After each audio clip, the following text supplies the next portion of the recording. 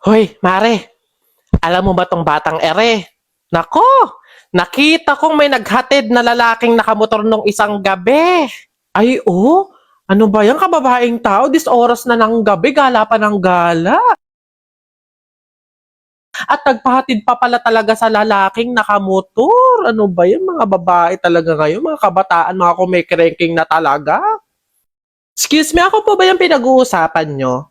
Ay bahala na ma-issue na kesyo hinatid ng isang lalaki. At least, safe na ka-uwi. Eh kesa naman hindi ka nga hinatid ng lalaki, namatay ka naman sa holdupper tsaka kidnapper. Ano ba yan? Malilate na ako. Ang tagal naman ng book ko. Hoy, Iha. Ah, yes po. Nakita ka daw ng anak ko sa bar ah. Ay nako, Iha, ayos-ayusin mo yung sarili mo ha. Kakaganyan mo, baka dulo-dulo mabuntis ka kaagad. Ah, baka po na nung nag-celebrate ako ng birthday ko nung nakaraang... Teka, pagod na nga pala ako mag-explain na mga chismis yun, na mga issue yung ganyan. Eh di nabuntis, sumali sa 4-piece, blessing! Tapos mag-online selling na lang.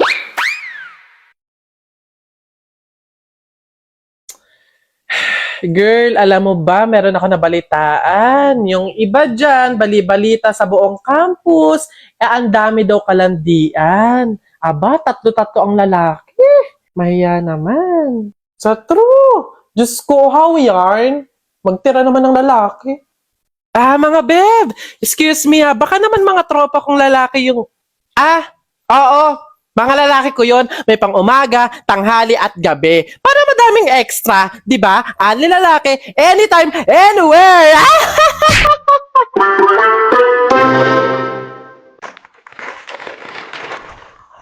Oh, anak, ginagawa mo?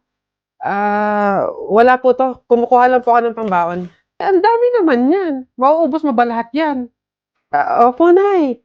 Malakas kasi akong kumain ngayon eh. 'Di ba, papataba, gano'n, healthy. Nay, pasok na po ako.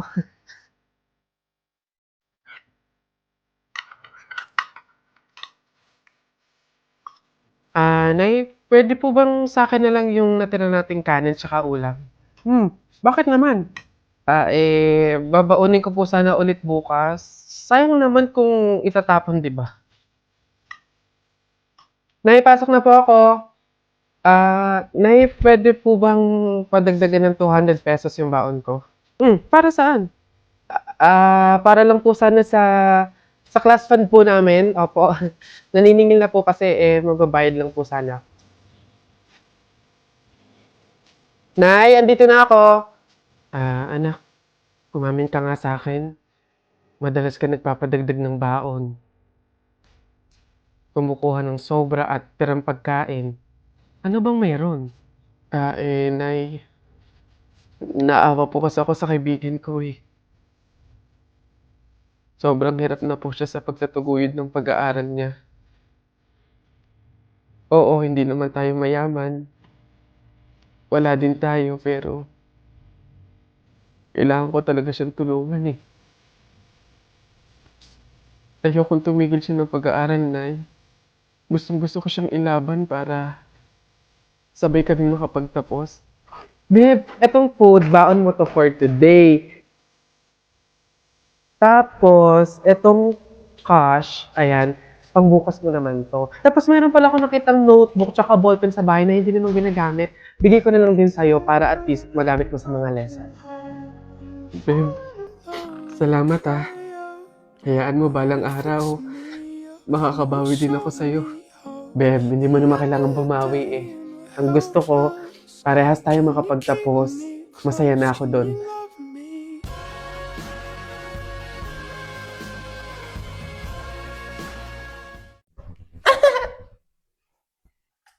Nasaan yung mga tao dito? Nagbakasyon ba sila?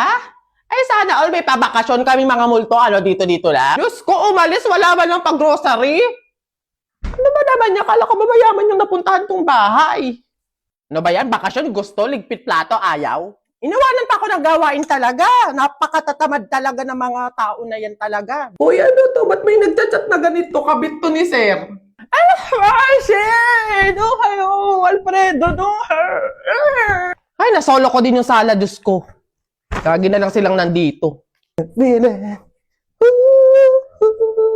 Nandito ako,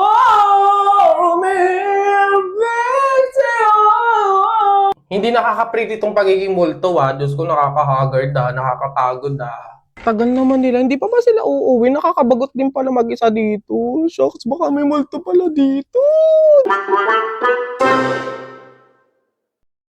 Porkat may kasama kong iba tapos hindi kita pinansin, sasabihin mo agad na plastic ako sa'yo? Bakit? Totoo naman Sinasamahan mo lang ako kasi wala kang choice. Kasi ako lang yung available. No, di ba mag-best friend sila? Bakit sila pa yung magkaaway ngayon? Sige, plastic na kung plastic. Eh ikaw, alam ba nila yung masama mong ugali? Di ba pumatol ka sa matanda para may pangluho ka? Bakit mo binibiring up yung mga ganyan? Hindi mo na dapat pinagsasabi yung sa atin ng dalawa kasi hindi yun yung problema natin. Eh, andito na lang din naman tayo Lubusin nga. Alam ba ng lahat na muntik ka ng mabuntis? Buti na lang kamo, walang nabuo. Jermaine, please, tumigil ka na. Ang sama ng ugali niya, guys, di ba? Eto pa. Dahil sa kakaluho niya, kahit wala naman siyang trabaho, lubog niya siya sa utang ngayon. Wala ka pala Siyempre, ganun. Kasi di na yung Hay kayong dalawa. For sure, may sinasabi sa Jasmine sa inyo tungkol sa akin, no? Ha? Wala siya sinasabi tungkol sa'yo. Sa true. Tsaka, kung may sasabihin man siya tungkol sa'yo, yun ay yung memories ninyong dalawa. Alam mo bang sobrang miss ka na niya? Posible. Hindi ako naniniwala sa inyo, umami na kayo. Totoo yun, Charmaine. Oo, hindi ako naging mabuting kaibigan sa'yo. Hindi tayo nagkaintindihan. Pero hindi kasi yung sapat na dahilan para siraan ka Para ilabas yung pinagsamahan nating dalawa, mabuti man or masama. Ayoko kasi na magmumukha kang masama sa mga tao. Ayoko may masasabi silang masakit sa'yo. Alam mo kung bakit? Kasi kaibigan kita Paghiwalayin man tayo ng tadhana dahil sa mga pagsubok at problema ng isang kaibigan, kaibigan pa rin kita at mahal na mahal kita.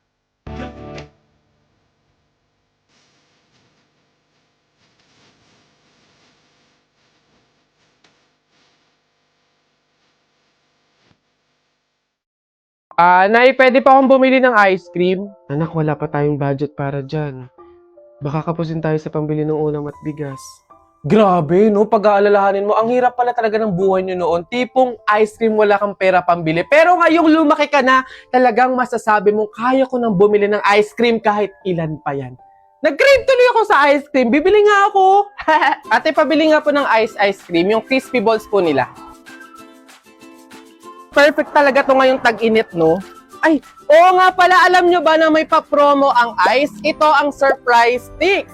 Bibili lang kayo ng ice crispy balls or ng ice double chocolate crispy sa kahit saang sari-sari stores, partner stores. Once na nakabili na kayo, tignan nyo yung stick. Kung may words na nakalagay na chocolate sticks, ay makakatanggap kayo ng free ice chocolate sticks. Check natin kung nanalo tayo. Bago ko tignan kung nanalo ba ako ng isa pang libreng ice cream, papakita ko muna at ipaparinig sa inyo kung gaano nga ba ka-crispy itong ice crispy balls.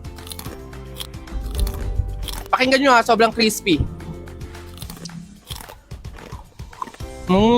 Moment of truth, tignan natin kung nanalo ko ng isa pang libreng ice cream.